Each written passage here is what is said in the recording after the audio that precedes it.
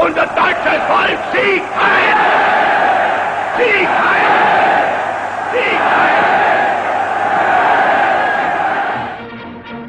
Com discursos bem encenados, Hitler tinha a capacidade de influenciar multidões. Levantando a voz, ele fazia pronunciamentos inflamados, tanto para incitar quanto para intimidar, sempre com um jeito dramático de falar, se expressando também com gestos estudados, ensaiados. Denn als unsere Partei gerade 7 Mann hoch war, sprach sie schon 2 Grundsätze aus. Erstens, sie wollte eine wahrhaftige Weltanschauungspartei sein. Und zweitens, sie wollte daher kompromisslos die einzige Macht und alleinige Macht in Deutschland.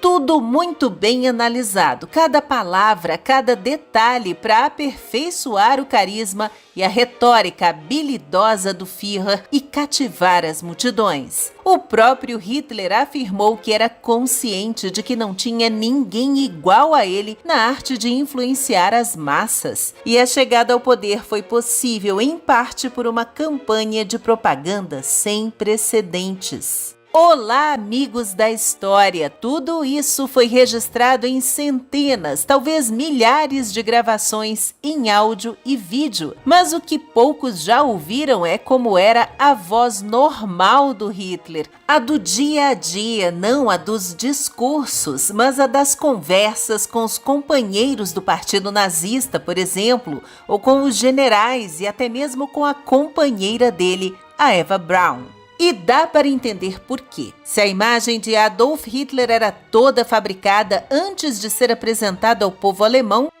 certas poses e até mesmo a escolha do vestuário podiam determinar se uma fotografia seria banida, como essas, por exemplo, consideradas por ele mesmo não muito dignas de um líder. A linguagem corporal, a modulação da voz, tudo devia ser examinado anteriormente para ver se eram imponentes o suficiente. Hitler tinha controle total sobre o que podia ou não ser publicado para não deixar vazar declarações comprometedoras para nunca ser pego desprevenido. E funcionou bem até o dia 4 de junho de 1942, quando Hitler fez uma visita de última hora ao comandante-em-chefe da Finlândia, Carl Gustaf Emil Mannerheim, que fazia aniversário de 75 anos naquela data.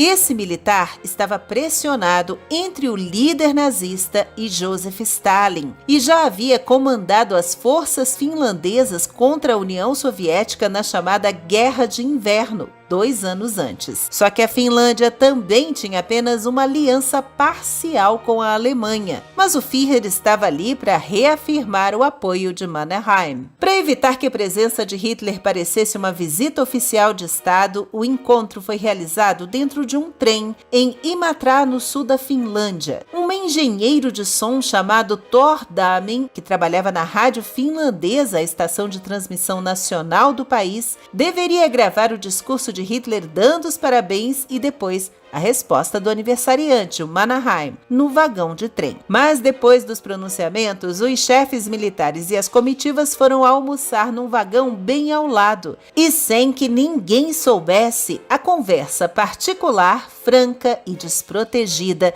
também acabou sendo gravada por meio de um microfone escondido pelo técnico de som. Foram 5 minutos do discurso oficial, seguidos por 11 minutos de diálogo, em que é possível ouvir a voz de Hitler falando naturalmente e registrada assim pela primeira vez. A conversa foi principalmente sobre o esforço de guerra dos países do eixo e sobre o resultado da Operação Barbarossa, quando a Alemanha nazista invadiu a União Soviética a partir de junho de 1941. Hitler confessou que não fazia ideia do grande poderio militar dos soviéticos. Foi pego de surpresa. Então, o assunto girou em torno de 2 temas principais: os armamentos e o inverno russo.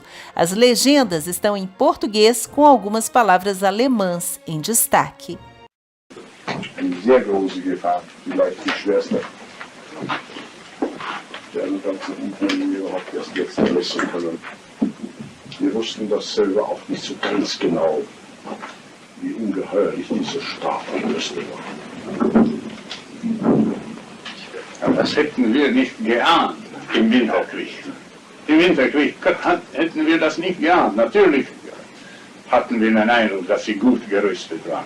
Aber so, wie sie in Wirklichkeit. Und jetzt ist gar kein Zweifel, was sie hatten in ihren Schild. Ganz klar. Das ist, Sie haben die ungeheuerste Rüstung, die Menschen denkbar ist. Also, wenn mir jemand gesagt hätte, dass ein Staat mit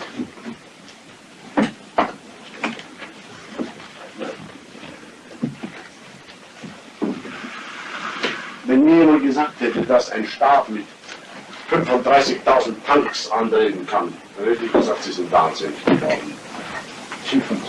35.000 Panzer. Wir haben zurzeit über 34.000 Panzer vernichtet.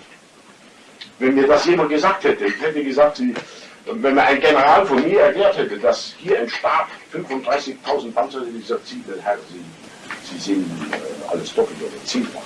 Das ist Wahnsinn, Sie sind Gespenster. Das haben wir nicht für möglich.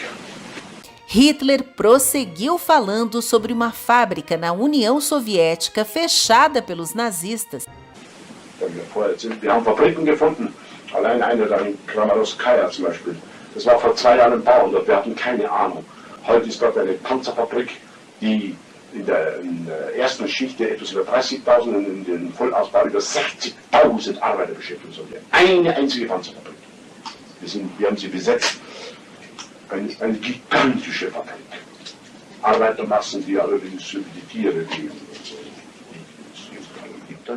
Hitler tentou persuadir os finlandeses a lançarem ofensivas militares contra a União Soviética. Ele explicou que os panzers alemães e a Wehrmacht, as forças armadas da Alemanha, não estavam preparados para lutar no rigoroso inverno russo. Mas disse também que mesmo que soubesse da capacidade militar e industrial, da enorme força de trabalho centralizada dos soviéticos e do potencial de produção, ele teria invadido de qualquer maneira, mesmo com o Pacto de Não Agressão. No inverno de 1939 e 1940, segundo Hitler, ficou claro que haveria guerra entre eles.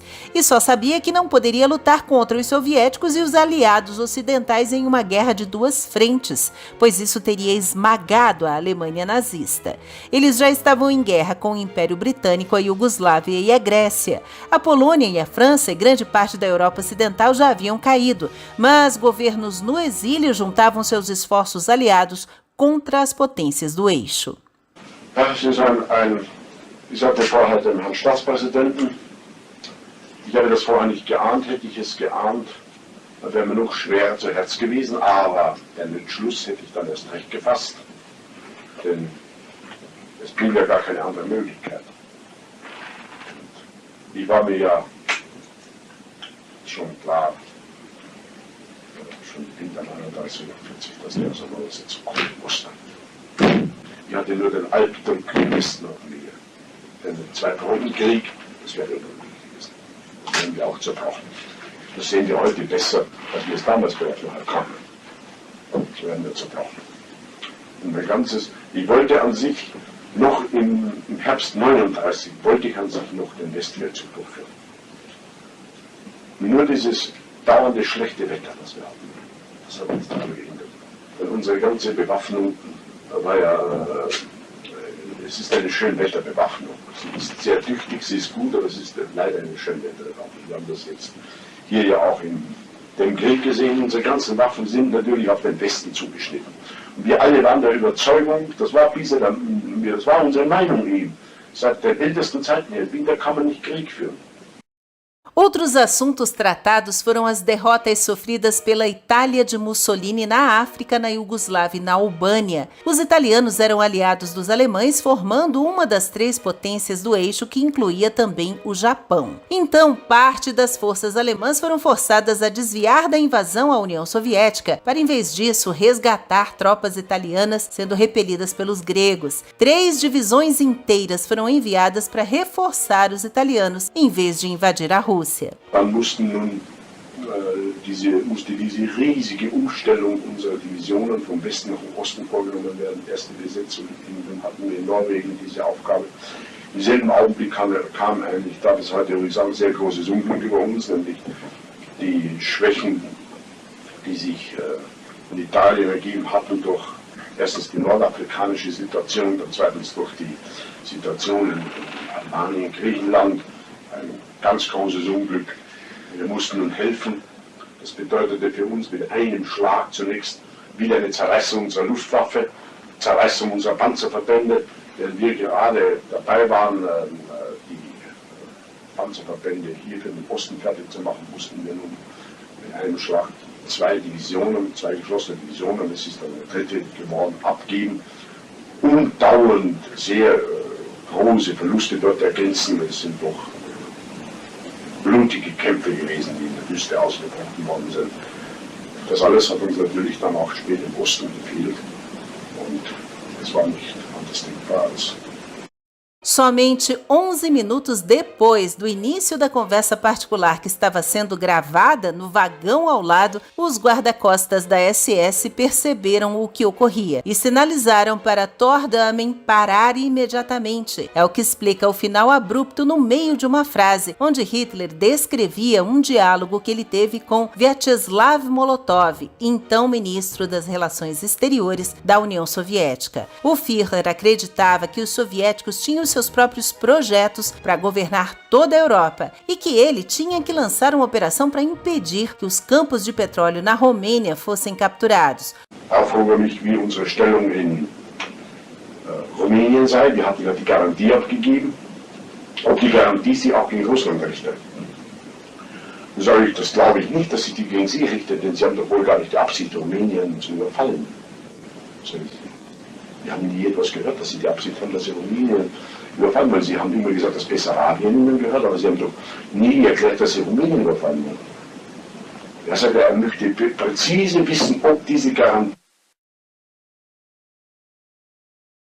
Os guardas da SS, surpreendentemente, não confiscaram a gravação, talvez para evitar um incidente diplomático, mas ordenaram que a rádio finlandesa destruísse a fita, o que foi prometido, mas não foi cumprido. Em 1957, o material ressurgiu e foi revelado. Existem hoje 2 cópias guardadas. É a única gravação conhecida de Adolf Hitler falando sem levantar a voz, num tom baixo, calmo, quase relaxado. Mesmo assim, a visita em si não rendeu o resultado que ele esperava. Na reunião secreta, Mannerheim percebeu que a posição de Hitler estava enfraquecendo e não agiria mais como subordinado a ele durante o período da Segunda Guerra Mundial. Espero que tenha gostado deste vídeo. Deixe um like para apoiar esse trabalho, se inscreva no canal e até a próxima com uma história a mais.